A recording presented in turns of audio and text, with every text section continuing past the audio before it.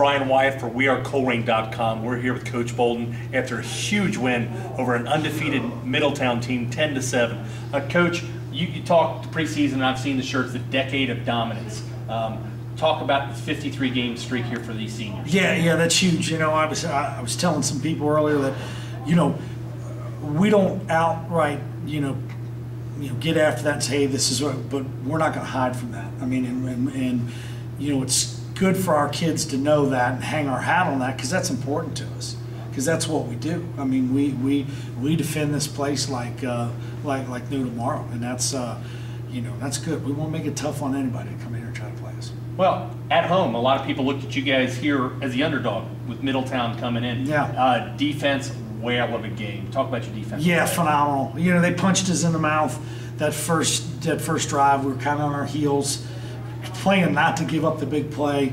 And I think after they scored that series, Coach Cutright had made the decision that we're going to get after them. We're not going to play to give up, not to give up the big play. We're going to go after them, and it was huge because, like you guys had stated to me earlier, second half they only had 6 plays on our side of the field, and we turned up the heat. We had sacks, 3 interceptions, and hats off to those guys. Senior Darius Godfrey, your safety, big play, that strip when they were coming down to score to go up two touchdowns. Talk about a few of the seniors there on defense. Well, Darius had a great job. He had to, that big play, bad handoff, ball was being bobbled, got hit, popped out. He's Johnny on the spot, takes it, and what he did is he got vertical with it, which was huge. Put us in a position, from an offensive standpoint. One of the goals that we have each week on our goal chart for our defense is for the defense to set up an offensive score.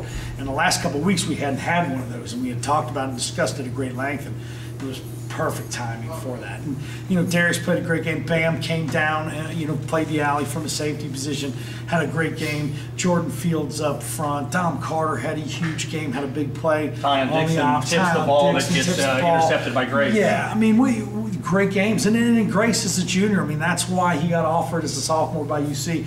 He makes plays. He's number 7 in the junior class. He's never had anything less than an A. He's going to be in the right spot, and he's physical and he can run. And it was just an awesome display by our defense. And they were geeked up because in the stats you look at, it says Middletown, number 1 in D, Middletown. They were out to prove that we were the best defense, and I think we did. Okay, offensively, towards the end, you got 5-6 minutes left in the game. They know you're going to run the ball. They know Durham's going to get it. Yeah. Offensive line, Brandon Good, had a huge game. Yeah, he had a big old boy in front of him all game. Kid was 300 pounds, hard to move, but Brandon's as good as we've had at the center position in a long time here, and he's a catalyst for us up there. And the kids buckle down, and that's a tough defense because how athletic they are, but by scheme-wise, what they do with how athletic they are, it makes it difficult for us. And but I thought our kids responded, well enough. Still not a great offensive game, but you know what? It's one of those when you do what you have to do. I mean, we took the ball to start the second half, and we took it right down. Should have had a touchdown. Got a lousy holding call in the end zone, which I think is bogus. But we got the 3 points, and we did what we had to do.